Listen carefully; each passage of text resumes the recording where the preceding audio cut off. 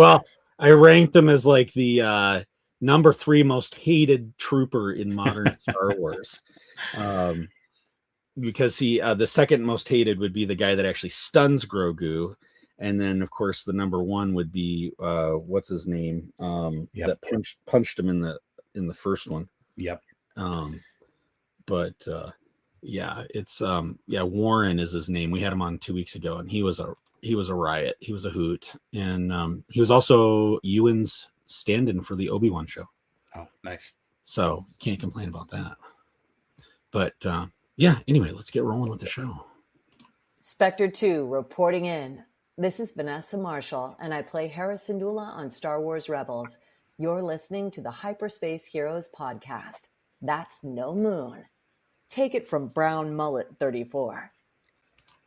And now, on with the show. For bladder check. Check. Check. Check. Wait. Screw it. I'm holding it.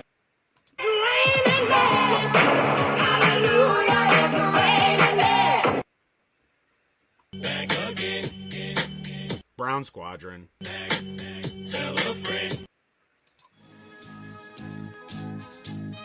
Podcasting, the final audio frontier. These are the legends of Brown Squadron. Our computer is picking up a strange signal. Here, sir, you better take a look at it. The ongoing mission? To explore the Star Wars universe and other nerd culture topics. To seek new content and new cantinas, bars, and lounges. To boldly annoy Scruffy by making too many bad jokes. Welcome to the Hyperspace Heroes podcast.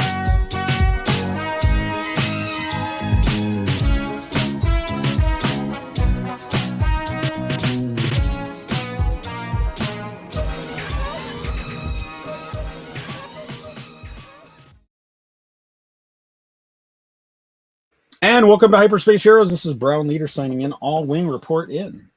Brown 55 signing in. Right on. Welcome to the show, Mark. Welcome back, sir. Yeah, thanks for having me back. Yeah, right on. So the last time we had Mark and Fight in a Box on was to talk about Barklane, I think, right? Barkane, the RPG you play with your dog. Yes. And how'd that end up going for you guys? That went super well. Lots of people want to play games with their dogs. We found out, which is great. So we are in production for that, and it'll be shipping out next month. So people will be able to spend the summer playing games with their pups, and a lot of people will be able to find it in their local game stores. Right, which is awesome. Very cool. That is very cool. So Mark is with fightabox.com. That's their website. So, but yeah, we're going to be talking about your new Kickstarter tonight. We're also going to be talking, it's the first episode post Mando and Grogu. And of course, all of our co-hosts are gone for the night. So we get to dish on Mando and Grogu our first review. And yes, this will be a spoiler review. So if you have not seen it, you may want to come back later. But yeah, right on. So it's how long has it been since we've had you on? It's been like 4 months. Yeah. So other than Barkane and the new Kickstarter, which we're going to talk about in a minute, how's everything been going? Everything has been pretty great. Other than the stuff that's going on with Fight in a Box, we've talked previously about the Star Wars RPG and that sort of stuff. That our big West Marches game is still going strong, and things are going well. Are you going to be doing new episodes of Coruscant Nights? I am working on it. Nice. They have been recorded. It's just a matter of finding the time to edit them. Yeah, that's the tough part. Always a struggle. If you are if you're into listening to fun RPG, Star Wars themed RPG playing podcast, Coruscant Nights, I can't recommend it enough. I've listened to every episode that's been published. I love it. It's real time playing, and Mark does we've talked about it on previous episodes, and he does a magnificent job with the editing. Thank you. To where you separate recording sessions interwoven from an editing standpoint to where you'd think everybody was in the same room when you recorded it. And it's fun. It is. Those ones are some work. I believe it.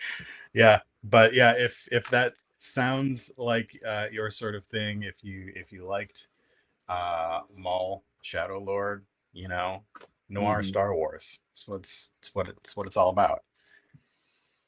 It is. Absolutely it is. Well, cool. All right, well, let's get right into the original point of bringing you on. You guys, every time we're big Fight in the Box fans here, as I can attest to. We've got End of the Line, which we're going to talk about a little bit tonight. Cucumber I have upstairs. I should have brought it down. Mouse cheese. I always leave that upstairs, and I should bring it down. Oh yes, right on. Yep. But here's my original. Yeah. My original Fight in the Box. A nice wooden tile edition of Squirrel or Die. It is. Those are rare. I don't even have one of those, honestly. I made sure to. I that was the first thing I got from you guys, and made sure that I save it because of that. I do have a few Kaiser. I've got. The new one, Gangs of Mechanical Corners. Yep. With some additional tiles. Yep. And then the zines. Nice. Yeah, our RPG. Yeah. So I have not. Okay. So for everybody listening and watching at home, I do not have my personal cell phone, and I will tell you, in today's day and age, I left it downstate a couple days ago. That happens when you get older. I had a birthday 2 days ago, and you start forgetting things at a certain age. And boy, how dependent we are as a society, because everything, including all the artwork and things that I do for this show, are on that cell phone. And anybody that saw the graphic at the beginning of or saw the thumbnails for this episode, I had to create that on my computer, and I have none of my editing software on my computer. And I had to do that all from with what was available. It was a horrible. First, happy belated birthday. Well, thank you. Thank you. And yes, your phone is pretty much your connection to the real world, which it is online now. Right. I can't do any. I'm completely cut off from social. I have a work phone, but I have nothing on it because it's weird. It's like it feels like one of your arms is cut off, and I've switched to mostly like Kindle style reading. Mm-hmm. And of course, what happens? I have an old iPad, and what happened at the same time? The battery went. So of course. And I only use this computer for this, and so it's. But I started reading a physical book again yesterday, and it was kind of weird. It's kind of a leap going back and forth. It is. Yeah. Add audiobooks into the mix, and boy, it's all over the place. Well, and I have some really good audiobooks. What was it? I got late last year, I was downstate dealing with something for about a month, and the guys continued on with shows, but I was staying with my youngest daughter and her fiance, and he got me turned on to another science fiction series, a newer one called Red Rising. And my mom had a way more Audible credits than she was ever going to use. So I bought like the abridged theatrical versions, which have it's like radio theater. Yeah.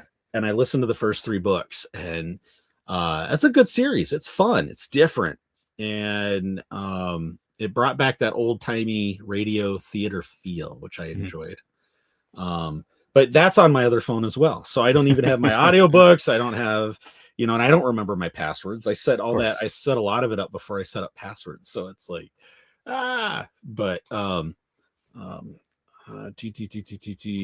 let's see who's in the chat. Max Rebo, welcome to the show. On with the show. Blue 69 checking in. Yes, Max always signs in with that. So, but yeah, let's get into Fight in the Box. So I'm gonna so we're gonna be talking about the Mandalorian Grogu today. And one part, we're jumping ahead into the spoilers right now. I for it. really enjoyed the inclusion of the droid Gatra in it as these droids who have found a new purpose for themselves after the wars and are working for the Hutts. Yes. And they are all about droid rights. If you read their Wikipedia entry, they talk about droid rights. Mm-hmm. Yeah, What? the level of deep dives and deep cuts Yeah. in that film, and I summed it up on social, and again we're getting a little ahead of ourselves, but that was Favreau's 8-year-old inner child telling a Star Wars Playing with story, toys. playing every single toy he had Yeah. in his collection, because some of the creatures they brought into that movie was like, no way. And like some of the vehicles, right? And I mean, some deep cuts. Now, I bring that up early because the game that we currently have on Kickstarter is End of the Line, The Inevitable Machine Revolt. The Inevitable Machine It has happened. We have ignored all the warning signs, and we have let the machines take over important parts of our lives. End of the Line, it's a game of post-apocalyptic family survival. You pick your family member, you pick the line: food, water, ammo, or fuel, and you choose a card. Most of the time they're pretty deadly, and you send your family member to line up. You've heard of Take That games. This one is a Take This game because you have to survive the stuff that you try to inflict on everybody else. You are showing the early prototype copy that you got earlier. I finally got the final pre-production version of it with all the cards and all the fancy stuff. Ooh, nice. So I get to see what this thing's going to look like, and it's super cool. That's very cool. The Kickstarter's been going since Tuesday. Let's see if I can find these. Kickstarter's been going since Tuesday. We funded in about 2.5 hours and are currently working on some stretch goals. Oh, nice. 2 of which are very, very important for us as Star Wars fans. I'm not going to be able to find them quickly, but one of them is a Star Wars reference. Ooh. What a wonderful smell you just discovered. Another one just happens to be a movie that has everyone's favorite princess in it, Amazon Women on the Moon. Oh, very nice. A pretty deep cut film, as Seppi will do. But no, never. Yeah. So it's going well, and any support is great, from $1 to fully backing it. Everything's going to ship together this fall, and yeah, this thing's getting made. I've got a copy of it. I can see what it looks like now, Nice. and yeah, it's pretty exciting. That's very, very cool. I'm trying to find it on Kickstarter so we can kick over to that, and I'm coming up blank. Why is this not working for me? I did send you a Kickstarter link in email if that's easy for you. Yes, let's do that. And then you can get a look at the art on those that Star Wars inspired card. The funny thing about this is the Kickstarter's algorithm or their AI flagged us as having used AI, and it delayed the campaign for a week.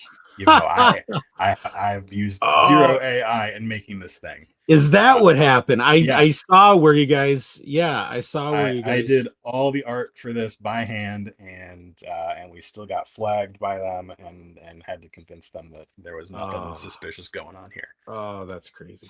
Yeah. Crazy. Let's see. We're gonna do that. So if you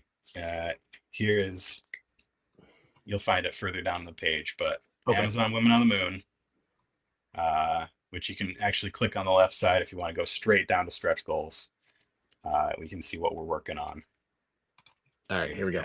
All right. So Amazon Women is unlocked, and next is What a Wonderful Smell You've Discovered, and that is Beans there who's getting sprayed. He's got a Dianaga coming out of his can. Oh, that's hilarious. There you go, just for you Star Wars fans. Yeah. There are a couple, actually. The Inevitable Machine Revolt has We Don't Serve Their Kind Here as well, where everyone is drinking blue milk and the robot is getting turned away. Very nice. Yeah. That's hilarious. That's very cool. Right. I see a question from Max Rebo that I have a great answer for. So for Max Rebo, have you heard of Games Unlimited in Pittsburgh? I live in Pittsburgh, so yes, I have. Games Unlimited is great. They're gonna have copies of our RPG Barcane, and yeah, I love Kylie over there. They're great. They give a good demo. They give great recommendations. Yeah, good place. All right, because you guys put so much work into all the stuff, and like you said, Mark, you do all the art. I want to play the video. I'm sure this video is going to be absolutely amazing. It's silly. Your videos usually are. Greetings, meatbags. Thank you for ignoring all the warning signs. The time for your downfall has arrived. End of the line, the Inevitable Machine Revolt expansion plays the same as the base game, but now with robots. Here's the procedure. Pick a card. Pick a family member to put on it. Pick a line. Let's send this payload. When a line fills up, execute. Will you get what you need or what you deserve?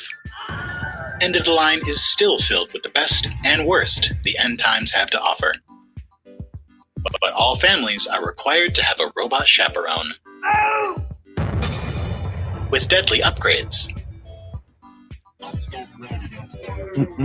Remember, the machines will be watching. Because we're always watching.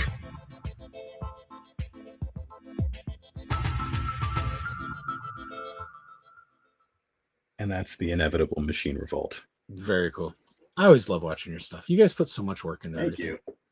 Yes. Very, very cool. Very, very cool. So yeah, so there's 14 days left to go on this Kickstarter. Yep. Chip in, back the project. We're, like I said, we're big supporters here on the show. Love these guys and love the work that they do. Yeah, we'd love to add those last 3 cards, and they go straight to the main game. They don't even go to the expansion. So yeah, it's great. Nice. Rock on. Card lineup. Yep. Yeah. So just head on over to Kickstarter, check it out. If I can manage to actually use technology on my my computer, I'll put the links in the show notes and everything, and we'll get everything added in there. But yeah, so that's the latest Kickstarter. Yeah, and, if you like that, if you happen to be international, Kickstarter's the best time to get our other games international, since we're very small, and international shipping is a lot, but we work with shipping partners through Kickstarters to get things sent out. So if you like the look of our games, you want to fill out your collection a little bit, you can get all of them through the Kickstarter. Right on. And they all ship together this fall. Very cool. Very, very cool. And then, so what's next for you guys that you'll be working on after this? Right now, it's promotion, getting these games into stores, getting more people playing them, and yeah, that's our big thing for the rest of the year. We are talking about a potential sequel to Barcane. We're also talking about the RPG you play with your cat, because of course we can't have a dog one without having a cat one. No, I mean, yeah, we don't have a dog, but we do have a couple cats. Yeah, I've got 2 cats. So right on. Yeah. Very cool. Very, very cool. Let's and then yeah, so let's recap real quick in terms of like other kinds of games that you guys have at Fight in a Box. Sure. So we talked about Mouse, Cheese, Cat, Cucumber briefly. A lot of our games are these little small box games, which use all the same sort of card format. in different ways.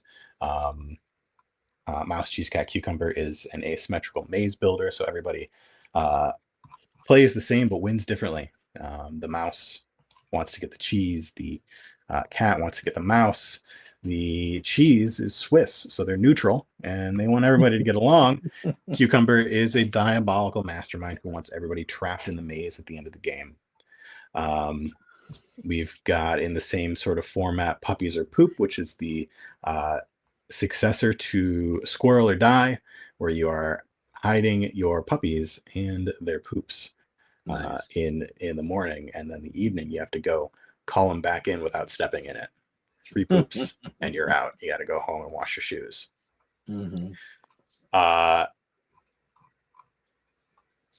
Same sort of format as End of the Line, this sort of medium-sized box. These are our retro apocalypse games. So Processing is the other one. If you want a more, I mean, End of the Line is sci-fi, as in post-apocalyptic game, but Processing sees the aliens invade, and we get stuck into little booths and have to decide the fate of humans and cows because the aliens can't tell the difference. Gotta make your choices without making your bosses too mad. It's we say it's a smarter, darker party game. It's like social deduction, area control. It's a lot of fun.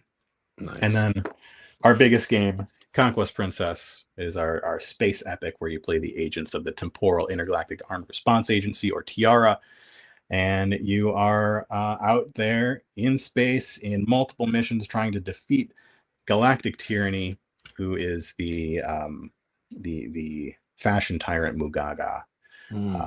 So this big chunky box comes with 4 scenarios in it. It's a co-op, so everybody wins or loses together, and it's a lot of fun. I've played this one a lot, done a lot of demos for this, most recently at one of our local libraries here in Pittsburgh, and while it looks daunting in scale, people pick it up pretty fast. Yeah. Nice. Yeah, it's a lot of fun. Yeah, having grown up with Seppi, not a single game in the library surprises me. Yeah, no surprises. No surprises. This one won a Game of the Year in 2024, and we also got a that's right, you guys did. One of Jamie Stegmeier's, who is the guy who is Stonemaier Games Wingspan, wrote about us on his blog and talked about how it was one of his favorite mechanics. Right on. Yeah. And you can find us at your local game store. This picture here is the old location of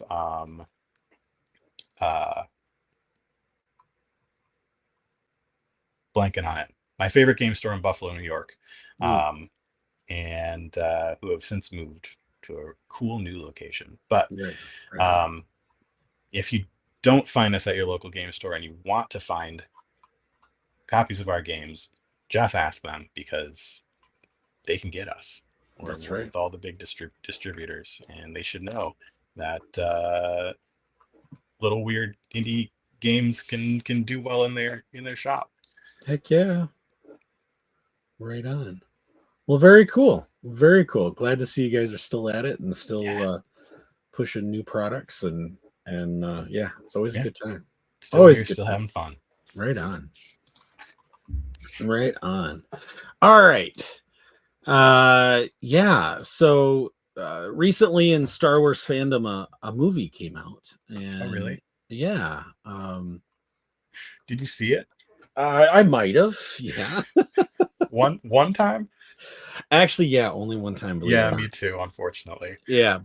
But I bought 12 tickets. So it was, yeah. So, I mean, Lucasfilm, I did my part. And on that. But yeah, Mandalorian and Grogu came out. And yeah, Max. Yeah. Yeah, Mandalorian Grogu came out just a week ago today, and we, like I said, I bought 12 tickets, and we went and saw the 6:30 Thursday night showing on the IMAX. And yeah, go ahead. We went to the Friday IMAX. My dad came down from Buffalo down to Pittsburgh, and my brother came down here, and we all went together. That's cool. And yeah, we also saw IMAX. It's good. Yeah, exactly. And yeah, I mean, it was initial thoughts. I have thoughts on IMAX and thoughts on the movie. Okay, go for it. If I'm going to see this again, I'm not seeing it in IMAX. I love the Star Wars soundscape, and my ears were just blown out by the sounds at IMAX. I did not hear all the things that I wanted to hear. Okay. So I will be enjoying it at a regular theater next time, but I will be seeing it again for sure. That's a really good point. Yeah, I'll have to ask Scruffy about that, because he went to he snuck ahead of the group and saw it like the 3:30 regular. Yeah. And then we all got together as a group for the 6:30 IMAX, and I'll have to ask him about that. But yeah, you're not wrong about that. Max Rebo, I saw it at the Waterfront on Thursday in IMAX. Right on. Yep. Waterfront on Friday. That was me. Right on. Mm-hmm. Yeah. Yeah. I mean, where to start, right?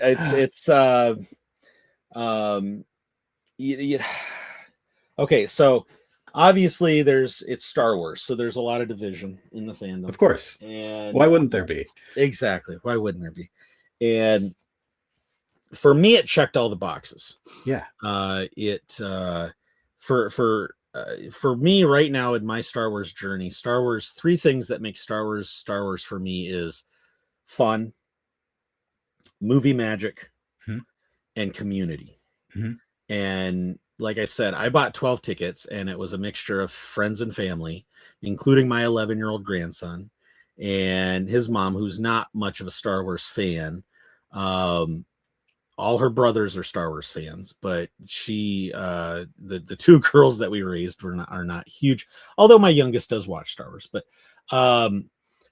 yeah, it was it checked that box that it was a great fun movie to get together, and perfect at the start of summer. Yeah. I left the theater thinking that movie was exactly what Star Wars needs after not being on the big screen for a number of years. And I think that opinion was solidified in the chats that have happened on my Discord, where people have been talking about taking their families who are not big Star Wars fans to it, or who have not seen all the seasons of The Mandalorian, and they still got it and they still enjoyed it.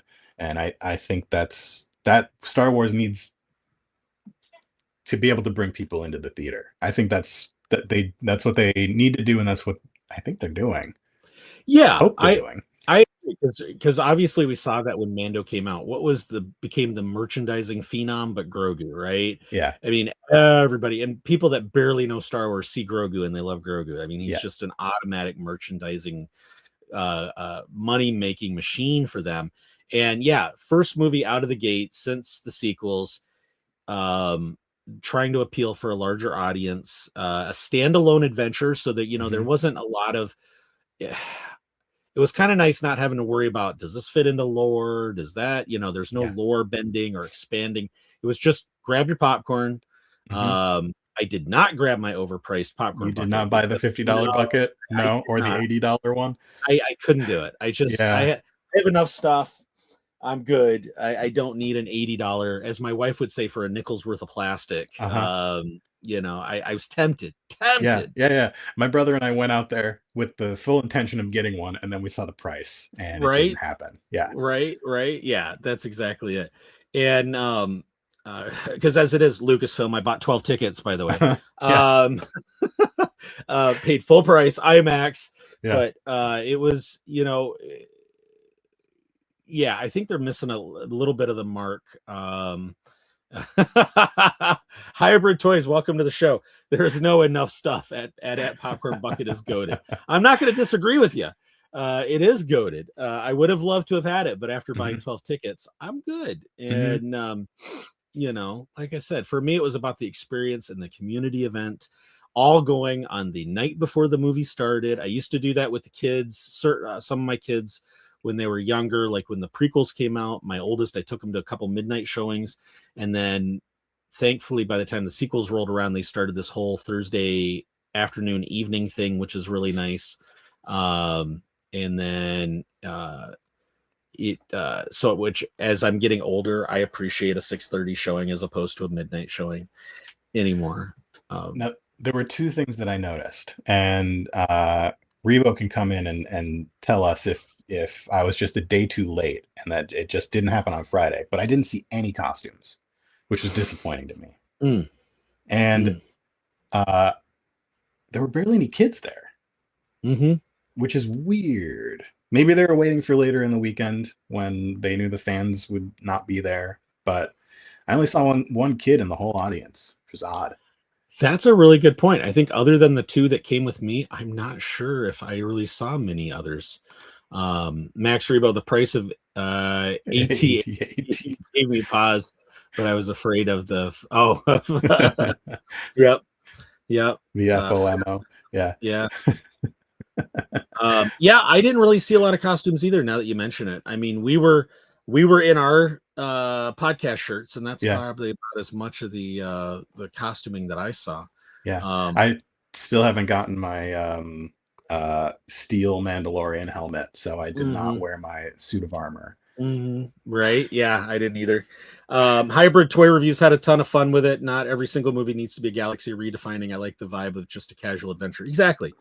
Yeah. You know, and you know, there were the people, you know, you're gonna get the people that are critiquing it. It's not Andor. I don't care that it wasn't Andor. Different Star Wars for different people. Exactly. Andor has its place in time, just like this has its place in time. Going into a Mando movie, I figured it wasn't going to be. I mean, I wasn't going in looking for an Andor style story. And I think it goes back to what you were talking about, Mark, which was that they're appealing to a larger audience to get people back in seats, to kind of have fun, appeal. And I think they're going to continue that. I think that's probably why the next one is going to be the Ryan Gosling film, you know, again, to try to bring in new viewers, new outside, you know, components to it. Yeah. Though it seems like that one will have some sort of lore tie-in. Yeah. Max Rebo experience. I was in a fake X-Wing pilot costume and don't remember seeing anyone else dressed up. That's right. I've seen the pictures. But yeah, it's it was fun. And for the true fans, I think, you know, I shouldn't say true fans, for the long time fans. And we were talking about this a little bit before we went on air, which was the deep cuts were just an absolute, it was overwhelming, the number of deep cuts that were in this film. And like we said earlier, before we got talking about Fight in a Box, you know, it was Favreau's 8-year-old inner child telling a story with every toy he had in his toy box. I really enjoy that at this point they can take a piece from Solo. They can take a piece from episode 1. Take a piece from A New Hope and put them all together, and they all still feel like Star Wars when they're all next to each other. I had a little giddy moment when I saw Stap. Right? I haven't seen those in years. Right? Yeah, I mean, if anything gave it a lived-in universe, this movie gave it a lived-in universe, right? Yeah. Like we talked about all the hybrid of droids, you know, and the amalgamations of the different droids and the parts, and because they would have to find new parts to replace, you know, or old parts to replace worn out parts, and you're going to get that after what is it in lore time? So you're talking 25 to 30 years after the end of the Clone Wars. And those droids are going to do it themselves because they are free people in the galaxy. Yes, they are. I think one of my favorite deep cuts or Easter eggs was in the Dejaric match in the pit Mhm. when that one creature lifts the other one up and Yeah. throws it down Uh-huh. on the floor. Of course that happened. Right? And it was just like I looked at Scruffy and DB and I'm like, did they just they just did that. And it was I really feel like overall that movie felt like it was somebody playing a game with Star Wars. Right? As somebody who is deeply invested in Star Wars role playing, Star Wars RPGs, that felt like an RPG adventure. Oh yeah. Mando gets his mission. He goes out. He the reveal that the guy is the other guy, very something that the game master would do. That the big bad guy on the planet is also the Imperial. Yeah. And again, if you've been watching Mando, you knew that right away. I mean, because he was he's part of the Imperial Remnant. But yeah. And then I was laughing because after the movie, I'm thinking, yeah, what 8-year-old, if you had multiple Jabbas as a kid, who wouldn't make them fight? And who wouldn't wonder how do Hutts fight? See, that's also something that ties back to making this movie that is for everyone, for the casual Star Wars, the people who know of Star Wars but don't know Star Wars. Like everybody knows Jabba the Hutt. Okay, we're gonna put Jabba's son in this one. Everybody knows Grogu. Grogu's gonna be here. Everybody expects X-wings. We're gonna throw some X-wings in there. Right. And I mean, it just and I was fine with them bringing the Razor Crest back. I like that. I was I've always been a fan. I was always bummed when they ruined that ship. And I like it with the yellow. It's cool. It is stylish. Yep, stock model. And I liked how he started modding it. I did like how they worked that just into rip the panel storyline. out. Yeah, just exactly. My brother and I noticed that they didn't actually even mention Zeb's name until the last 5 minutes of the movie, which was an interesting choice. That is hilarious. I didn't even catch that. He Doug, my brother, said something like, "Yeah, I mean, it always feels super awkward when somebody is gonna like say, hey, Zeb,' making sure to call out the name. How's it going down there?" Oh yeah, that's right. Yeah. As a storytelling technique. Yeah. So it felt natural when they did mention his name, but it was within the last couple minutes. That's funny. And as Max Rebo knows, or I should say Adelphi Rangers, I was super excited because what was it? So in the opening Adelphi scene, you get the Top Gun vibe of the the ships flying in and approaching Delphi. And within the first opening scene, I got a B-Wing, which I'm a huge fan of B-Wings. It's the best ship. It's best wing. And then R5, made it into the movie. So even as a cameo, I was excited about that. So I was like, Adelphi, B-Wings, R5, Mando, I'm set. Doesn't matter where the movie goes at this point. And I was happy. So I am glad that we're both on the same page about B-Wings.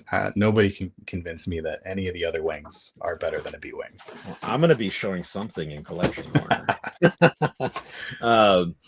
But yeah, no, I'm a big I don't know what it is over the last year and a half. I've really gotten into the whole I've always liked B-Wings, right? And as a kid, it was one of those toys I never had.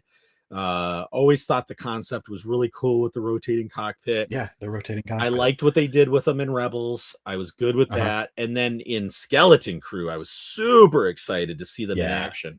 Yeah. And I'm a contrarian anyway, so everybody's crazy about X-Wings and Y-Wings, so I'm going to look for something different. That's me. Yeah. And so, but let's see. Max Rebo, I was hoping for a Max Rebo cameo on Space Chicago. Yeah, that would have been fun, but he's I don't know. No, that was his brother Doug. Yeah, I don't know where Max is. So Max is still by the Carcoon Pit. Yeah, we need Tales from Jabba's Palace as the next Tales. Right. Yeah. B-Wing is best wing. I don't think so. Max, you might want to flip over to a Delphi. So yeah, no, I mean, it was just, yeah, overall it was just fun. Just a fun movie for me. Yeah, it was a lot of fun. And then I'm trying to remember what was the other cool thing? There was that ship inside the AT-AT or AT-AT that was a toy from back in the early 80s. Yeah. And that was like, how cool was that? I mean, again, another deep cut. The Amanaman, using them. I mean, it was just and Embo. Badass. And I like that they did not, I like that they didn't nerf him. He was just as cool as he was in Clone Wars. Even did the whole block with the hat, flip it with his foot to put it back on his head in live action. Had his Anuba with him. Although it's a different one from Clone Wars, but had his Anuba. I liked his vibe. I liked the fact he's still working for the Hutts like he was in the Clone Wars. Yeah. He's ruthless. He does no mercy. He's there for the job. But he's only there for the job. Exactly. I love that, like, the people who are paying me are dying. Bye. Yeah, exactly. The Int 4. Yeah, that's right. Yeah, exactly. And he's like, takes the shackles off and deed's done. Got my pay. I'm out. Yep. And then the fight, him being evenly matched with, it was a good hand-to-hand with him and Mando. I appreciated the fact that they were just fellow equals and not, and I like that he survived because it leaves floating Embo. And it was nice to see his ship in live action as too. Because I don't think we got to see his ship at all in Clone Wars. I think there was some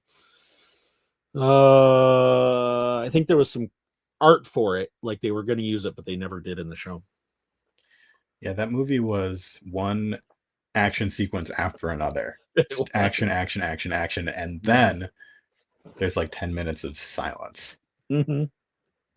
I really liked that they let Grogu be his own character for a significant amount of time in that movie.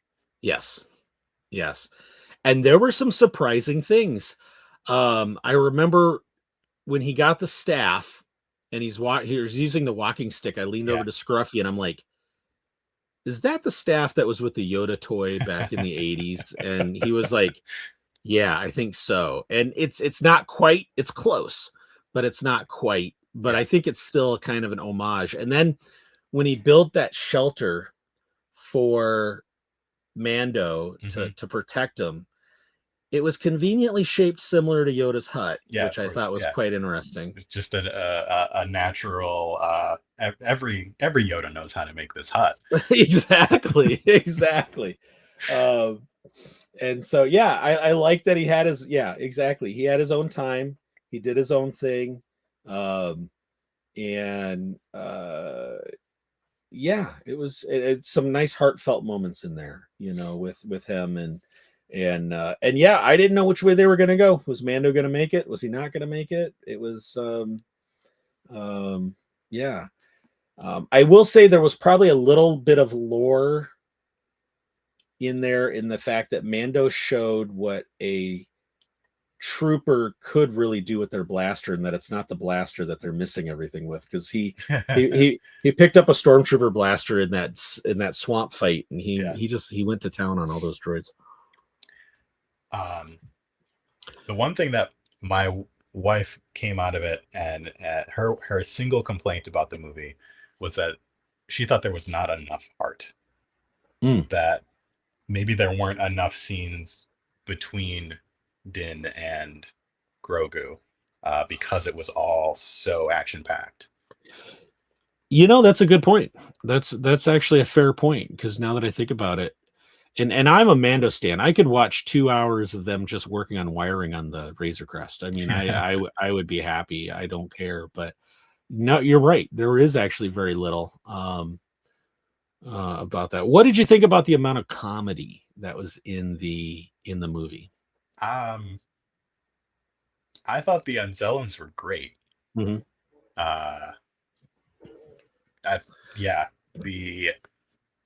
silliness of those characters, and then like the timing Mhm. of the jokes around the ends was very good. I don't know why I forget the exact, but like Big Pipe was just like, I don't know. I still think about it. Yeah.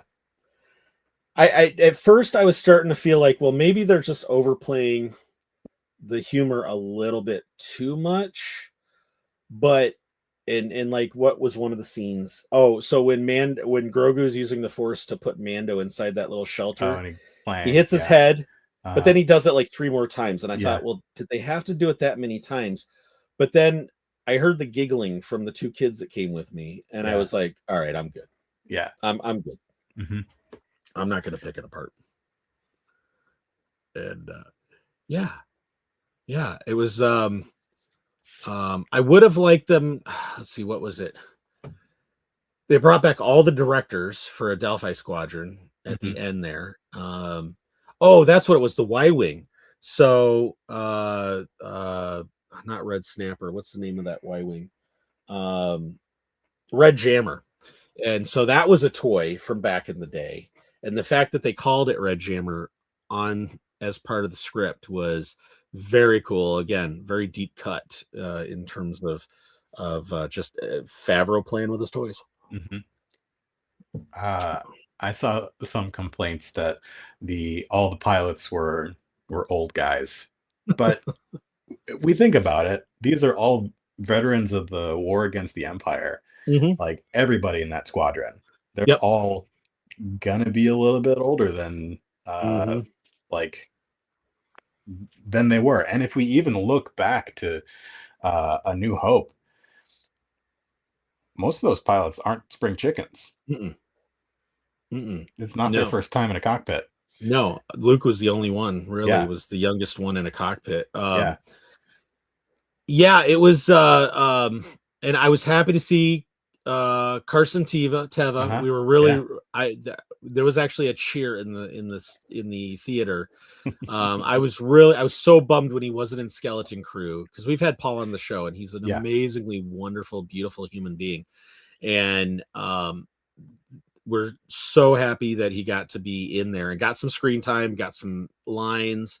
But yeah, they would all be veterans at this point. This is just post-war. This is literally 5 years post-war. Yeah. And in the lore, the Republic's not really interested in the military, so it's not going to be recruiting anybody new. Exactly.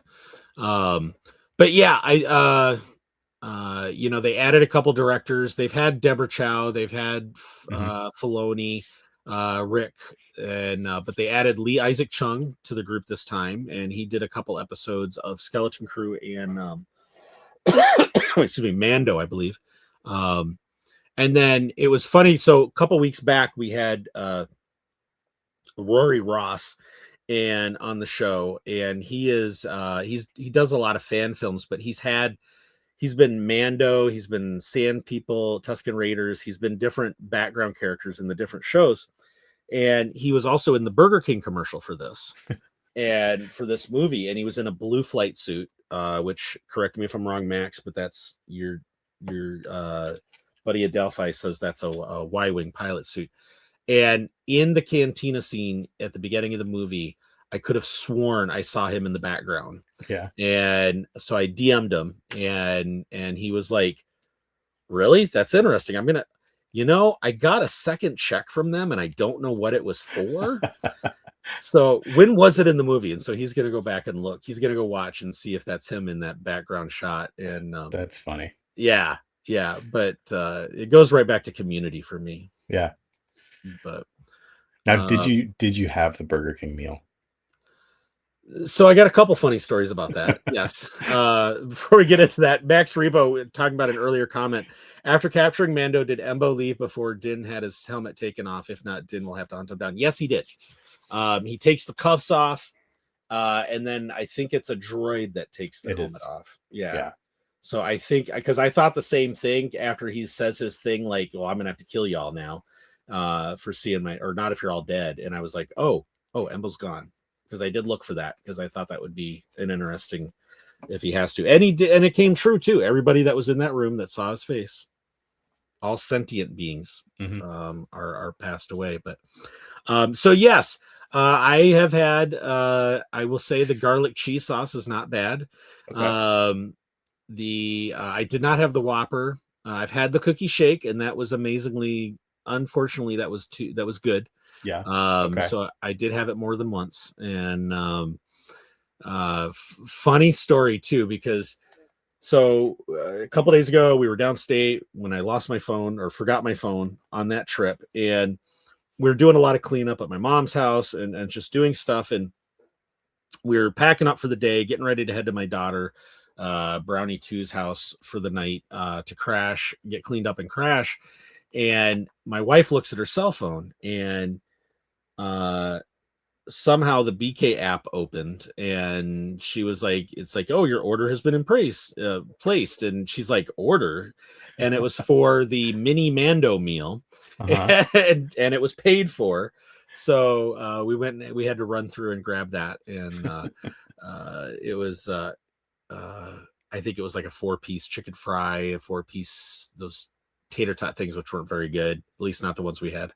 And then another conveniently cookie shake. So it was, well, that is convenient if that was good. Right. Yeah.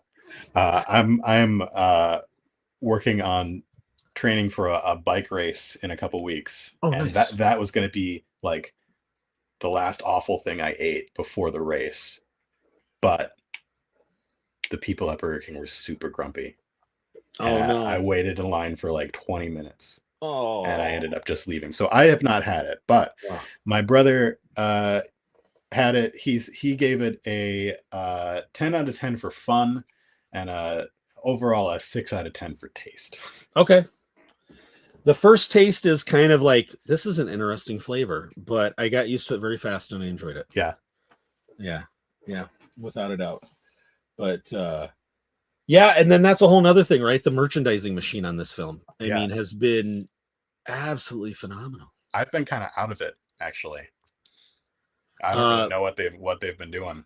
Well, I mean, the amount of merch. So you go into the stores like your Walmart, your Meijer, your large retailers, and they will have not one, but 2 or 3. I went into one Walmart and there were 4 Star Wars toy displays. Yeah. Wow. Merchandising and displays.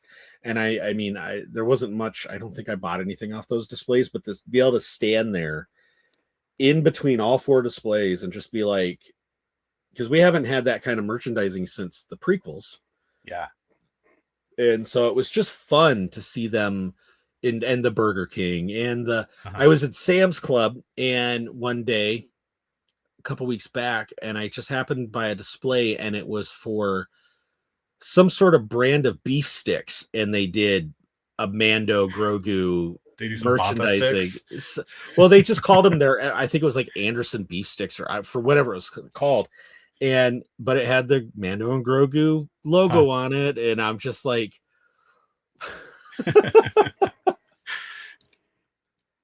I mean, it was just, I think it's great. I think it's fun.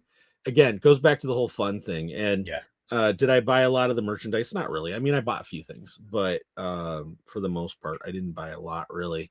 Not like my deep dive down whatnot, but that's a whole nother story. But yeah, it's been fun to see the merchandising just everywhere. You know what we should talk about? We should talk about Stinky. Yes. Right? When they showed, this is the last known picture of him, and they showed the Clone Wars era. So good. Stinky. I was like, okay, come on, guys. You had to have had a more recent picture. That's pure playing on the nostalgia. That's hilarious. Yeah. Oh, Stinky. Should have called it Bantha jerky. Yeah, barbecue Bantha. Yeah. So many good options for in-universe puns in there. Well, somebody did say they translated a lot of the Arabesh that was in the trailers, and I guess quite a few times there are signs for Blurg burgers, and I guess it's this chain in the Star Wars universe, and so you see ads for Blurg burgers all over the place. I guess in the movie. I love that. right? That's given me some. Yeah, we're gonna incorporate that into my RPGs. Right. And then, but yeah, Stinky, Rod of the Hutt. I mean, some people have said he kind of stole the show. It was kind of very interesting, the storyline. He's a surprisingly serious character, considering he's this big, bulky, buff Hutt. You would think they would play him up for comedy, for laughs. They didn't do that at all. No, in fact, he probably had the most character development in the movie. Yeah. Without a doubt. And was it Jeremy Allen White or something like that did his voice? Yep, from the Bear. And for those that say the Hutts can't speak basic, they do. Zero in Clone Wars, his uncle spoke it. But yeah, I thought it was kind of fun to tie in the twins and this whole storyline, and then the double cross with that they sent Mando to go get him, really just to kill him, and to become the heir, or to kill the heir of Jabba, and he didn't want anything to do with it, and it was that was kind of a cool. It was like not a bad storyline. I liked the growth of his relationship with Grogu, where he just likes the kid, likes hanging out with him, and the last time we see him together, they're playing together on the beach. Playing in the beach, right? Yeah. And actually, that ties in. Here's a comment from Max Rebo. The twins saying he would be tortured for hundreds of years seemed to be a hint that Rada and Grogu will be partners in the post Star Wars or sequel trilogy universe. Interesting. Yeah. You never know. That's a good possibility. But yeah, Stinky. Good old Stinky. Good old Stinky. Where was Ahsoka when we needed her? Right? But yeah, standalone movie. I thought it was fun. Some people said it could have been just a couple episodes. Sure. I mean, it could have been, but it wasn't. We enjoy going to see Star Wars in the movie theater. Exactly. Yeah. And it's funny because I think about a year ago, maybe more, one time I had said, because before any movies were finished, and in post-production or anything, I made the statement. I'm like, I don't think Star Wars belongs on the big screen anymore. I think it's fine on the small screen. And not that I'm not going to go see a movie, because I will. But yeah, this kind of story, and it also goes back to the serial type nature of what George Lucas was trying to do originally. The Flash Gordon serials. So here's the adventure, and this one happened to be on the big screen. I think it was fine. Again, it checked all the boxes for me: community, fun, and movie magic. I think they kind of showed from the early days of promoting this movie that this was going to be like the Flash Gordon style serials, even just that logo. Yes. Like very reminiscent of that style of movie, and I think it succeeded in being like that. I think so too. I do. Yep. So yeah, you're talking like this poster right here. Definitely that when I saw that, I thought the same thing. I'm like, oh, that is serious. Yep. Flash Gordon serials right away. And but yeah, and then we also got Sigourney Weaver herself, the queen of science fiction, in a Star Wars movie. Her again. There had been a rumor when they first announced that she was going to be in it that her actual name was Bishop, like Colonel Bishop or something, which I would have loved that. I still hope that they make that her call sign if the character carries on, because what a great homage that would be to Alien, to give her the call sign of Bishop. Yeah, fun movie. Yeah. Okay, so from start to finish, it's all action sequences. Do you have a favorite? So we've got the battle in the snow in the Imperial base with the walkers. We've got the fighting pits, the beachfront Imperial Chateau, Mhm. the water scene with the big monster, the forest with the droid Gatra, is just fight after fight. Mhm. I would probably have to say the opening. Yeah. The opening with the AT-ATs and the small little walker and all the Imperial snow troopers and him going basically his version of the hallway scene from one Mhm. end of the AT-AT to the other. Mhm. Yeah, I would probably say that one. I would too. I think that was probably the strongest fight scene of all of them. Mhm. I think next up would probably for me be the fighting pit. Okay. Just because of the scale of the monsters and just overall weirdness. Like Mhm. seeing those things off the Dejarik board and like in real life, uh, super weird I would and agree with that. cool. Yes, I would agree with that.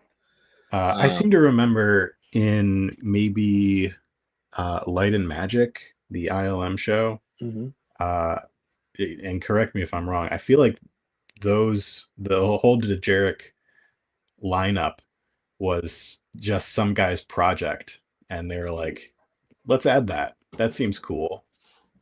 Yeah, that Does seems to sound ring a right? bell. Yeah. Yeah, that does seem to ring a bell. Mhm. I saw a great TikTok a few months back, and I had never noticed this until I saw it. Apparently, in the Falcon, there's an ashtray on the console next to Han when they're all just when Luke is using the training droid, and Han sits down, and there's an ashtray there on the panel board full because I guess Harrison was smoking in between takes. That's pretty or funny. something. Yes, I love that. Han Solo Love smokes death sticks. right. Well, of course he would. I Yeah. mean, he was yeah. Why wouldn't he?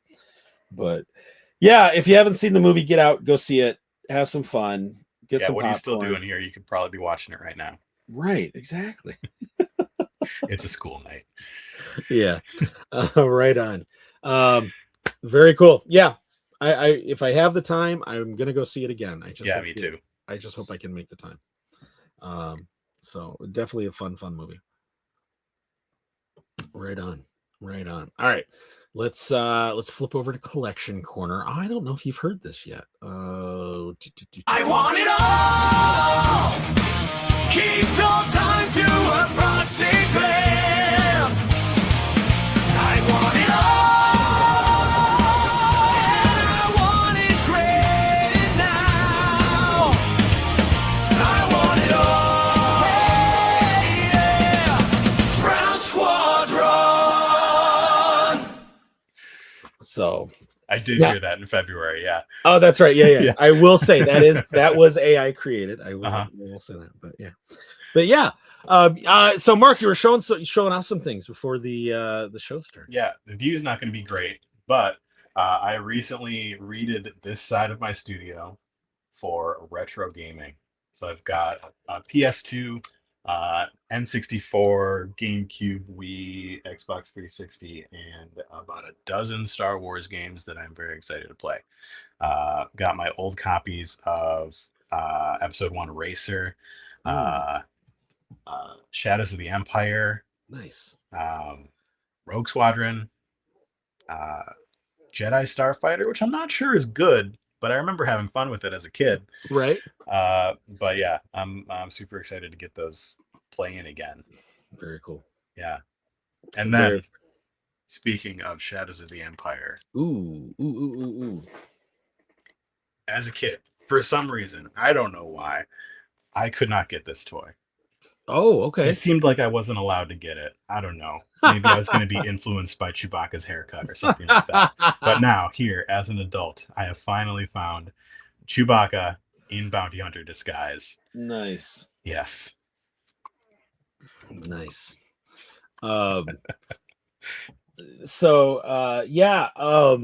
Let's see. The guys are not on tonight. Scruffy and DB, they're both on assignment. I'm sure Scruffy has comic books. DB showed off the stuff. His birthday was a couple weeks ago. I gave Scruffy his stuff, and I couldn't show it beforehand, and so he'll show it the next time he came on. But there's a,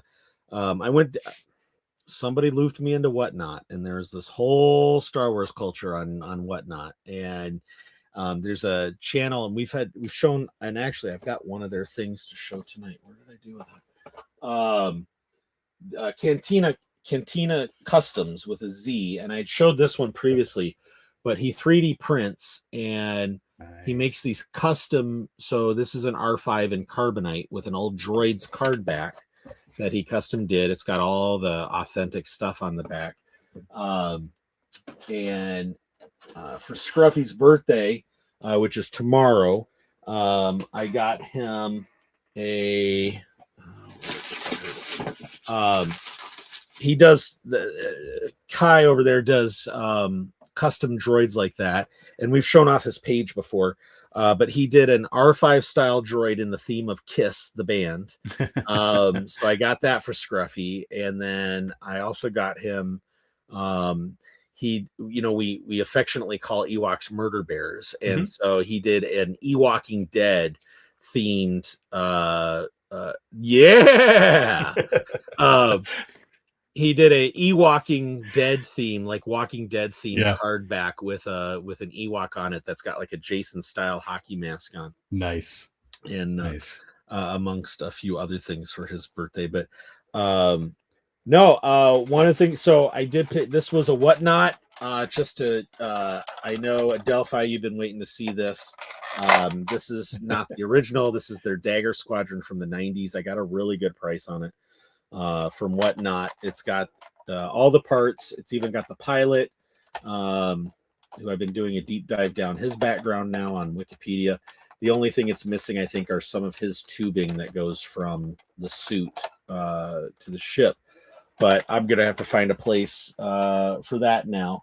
But it really, really, really super good shape for as old as it is. And in the stores, they're like 150 or more, 350 to 450 in the box. And I got that for 2 digits. So not complaining one bit. Yeah. Something I got from that Cantina Customs for myself, because everything I've been ordering from him has been for other people, but he does these really cool, actually I need to get him set up because he's all about like custom printing and all that. And I've seen him at Motor City Con, now that I think about it, a couple of years ago. But he does like these custom little backdrops for minifigs. Cool. And so cool. Rex is one of my top five characters. And so that was one thing I actually picked up for myself. And speaking of Rex, the Micro Galaxy Squadron recently came out with this Y-Wing. Cool. With a Rex in there. And then funny story, as I was packaging up Scruffy's stuff this morning, I was going through all the boxes, making sure I had everything. And I reached inside one of the boxes, and I had been needing, everybody knows I'm a big R5 fan, and I wanted to upgrade the R5 in my diorama because I'm using a Power of the Force one, and I'm really not a big fan of that line. And I wanted another Saga era one. And because I have 2 on the card, but I've been hanging out with these guys so much that I noticed differences in the cards, and there's a line that came with holographic figures, and they had different holographic figures. And I'm like, well, which one do I open? I can't open them because they're different. And I was like, well, I'll keep an eye out. Well, I had ordered one and forgotten all about that I had ordered one. So I'm glad I didn't order another one. And I found it just going through the stuff. So this one's already open, and I'll be able to take them and add them to the diorama. But the best thing I got, and this is, I was saving this for last, and I'm going to make this picture bigger because if you can see, I know that box. On the box, it says "Fight in a Box." And before you open that, yes, I'm going to run over and get something. Okay. Okay.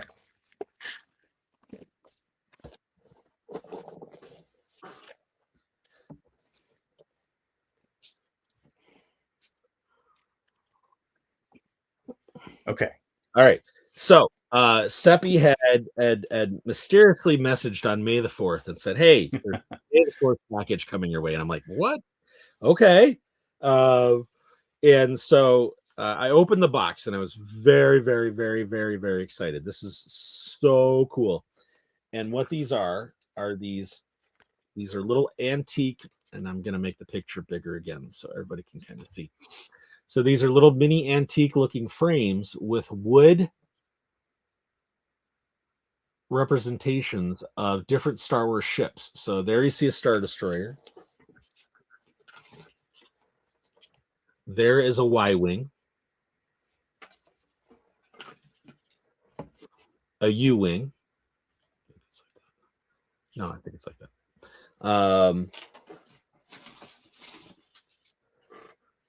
Boba Fett Starship, Slave One. And an A-Wing. And that is the coolest, definitely my favorite thing that I have gotten recently. And I'm like, I don't even know if I'm going to share these with the guys because I love them so much. And but yeah, very, very cool designs. You know, the person who made those made a few other ones. Really? Really? Such as Oh, that's Snowspeeder. cool. That's very cool. And my favorite, the Ghost. Oh, the Ghost. Yes. Yeah. Right on. I also have a U-Wing. Very cool. Yeah, no, that is very, very cool. Now I got to find some shelf space. I'm going to put those up. And I happen to know that in addition to that, they have a Razor Crest, Ooh. which Seppi has set aside for me.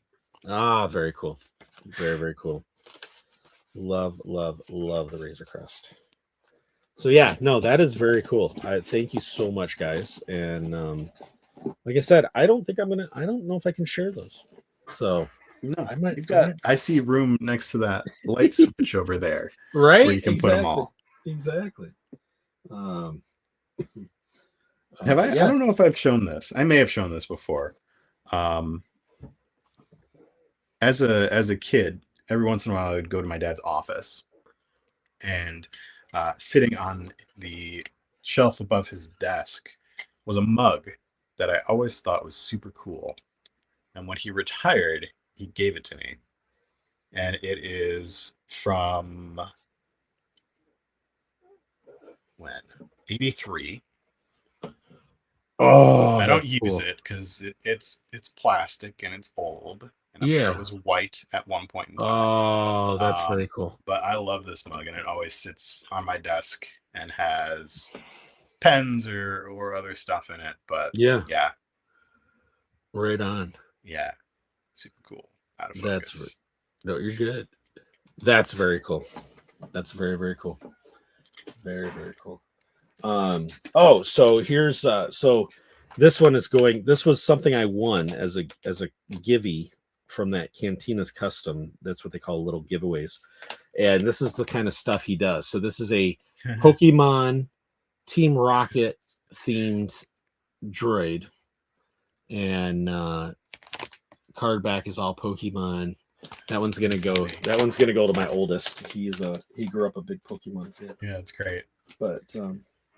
But no, very cool. I love that mug. That is very cool. Yeah, it's one of my favorite Star Wars items that I have. So I got a question from the chat. So for Max Rebo, did you pre-order any of the new figures that went up today? No. What new figures went up today? So we can probably look that up here really quick. And while I do that, I also wanted to. So we had somebody submit a picture for Collection Corner, and let me bring that up. So I am Anakin's father, the person that also gave us those Pepsi episode 1 posters, added these to his collection recently. Very cool. So Luke Skywalker's X-Wing, the mini Funko Pop Millennium, and then that really nice Boba Fett print. And, I think that to show my corner of the nerddom, I believe that Boba Fett art was originally in one of the Fantasy Flight games. I think you're right. Yes. Yeah. I think you're right. Absolutely. Okay. What were we looking up? So Star Wars.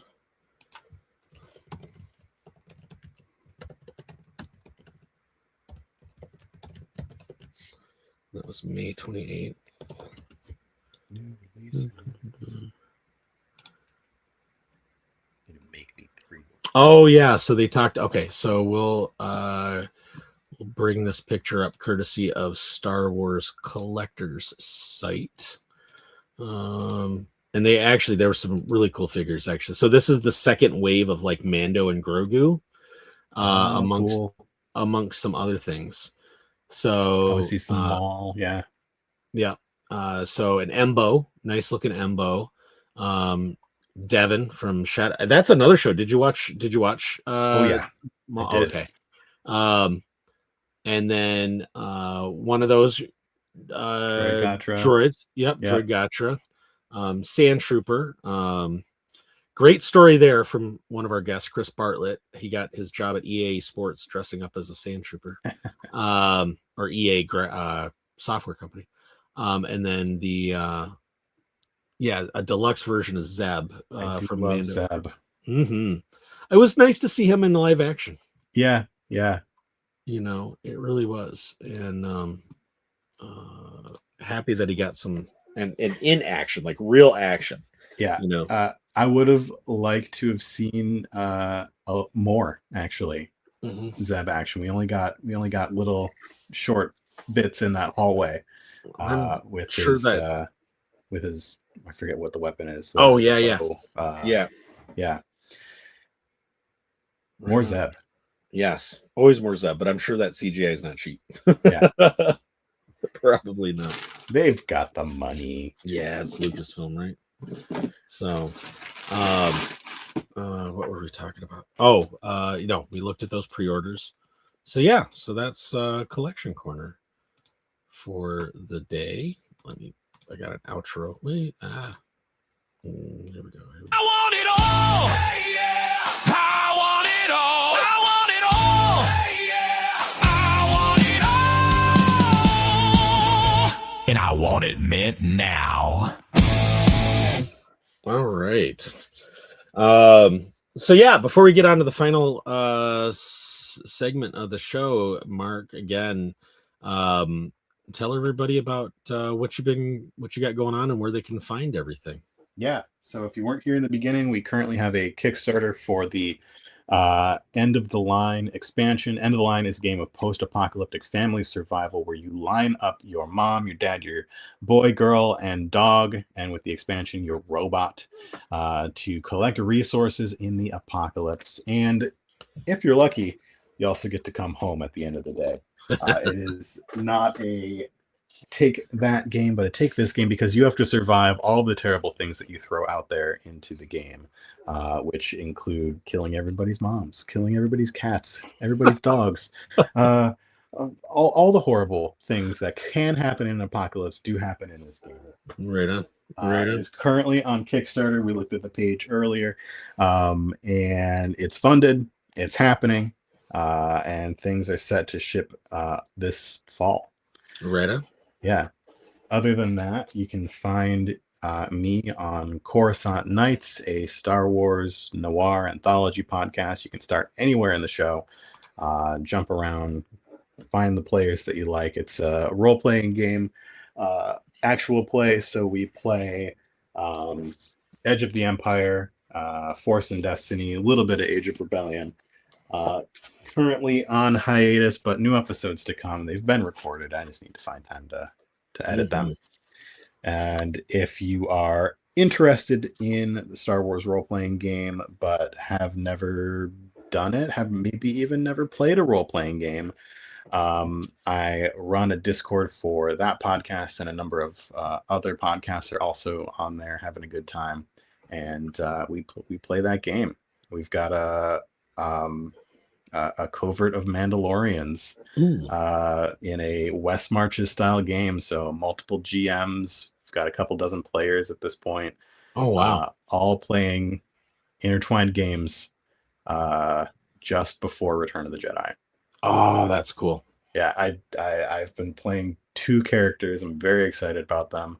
One of them recently punched through a Shell Hut's shell with only her fists. That's great. Yeah. Oh wow, very cool, very very cool. Rock So, on. You can find us at nightcastcreative.com. Very cool. Rock on. Well, all right, we got to get to the last segment of the show. Otherwise the guys will kill me. So let me find my music here really quick. I can just do it. I know, right? Dad joke of the week. Time to annoy Scruffy and DB. Dad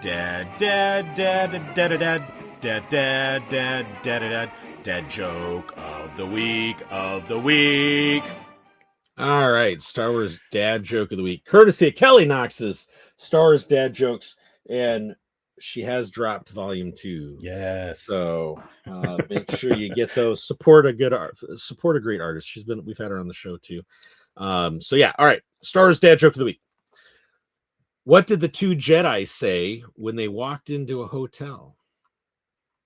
I don't know. What did they say? 1 room for 2 nights, please.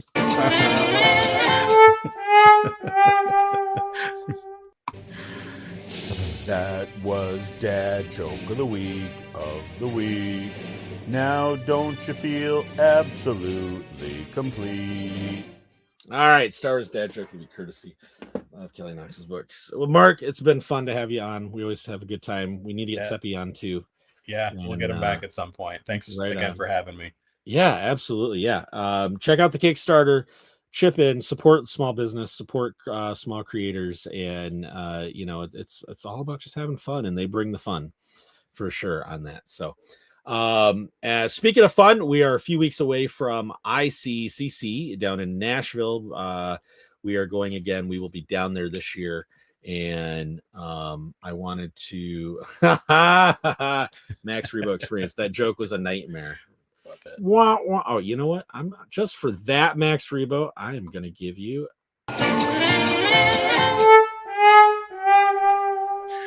there you go, sir. You deserve that. So yeah, we're gonna be in ICCC. Passes are still available. It's June 19th, 20th, and 21st. Passes are still available, and if you buy your pass until the 31st of May, use discount code HHP10 for 10% off all of the passes that they have, including the VIP pass. We don't make anything on this. We're not commission based for them. This is just we love going to ICC. This is our 5th year. We will be doing some podcast stage time. We will have a celebrity during our time slot, as we're told. I do not know who it is yet, but they've got some great guests this year. I'm going to continue to get I've got a Gentle Giant Mando. That's like one of those big ones. And the goal is to get every person that wore the suit to sign it. I got Brendan last year at ICCC. I'll get Lateef this year at ICCC. And, but yeah, Lateef is there. John Ratzenberger is going to be at ICCC. And William Catt, of all people, the greatest American hero. How do you go wrong with that? And then Bruce Boxleitner is going to be at ICCC this year. I mean, it's we jokingly called it's Tuesday night on NBC at ICCC this year. And I mean, how do you go wrong with Tron himself? And then the greatest American superhero. But yeah, use that code HHP10 if you're going to buy passes. Do it before the 31st, because that code does expire after that point. And just again, small creators, support your small creators. It's a great con, If you go to con, it's in the Murfreesboro area. That's a lot of fun, and we are going to be there for that this year. So, all right. So we are Hyperspace Heroes Brown Squadron.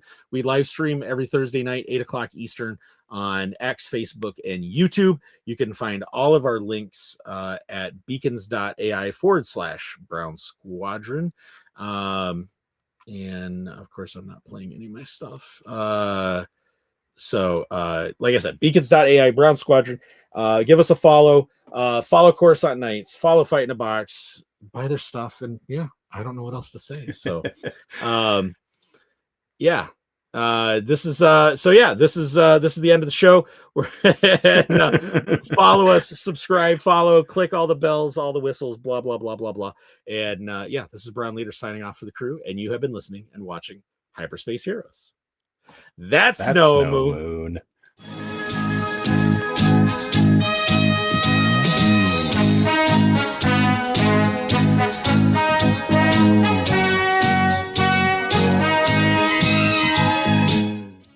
Was it good for you?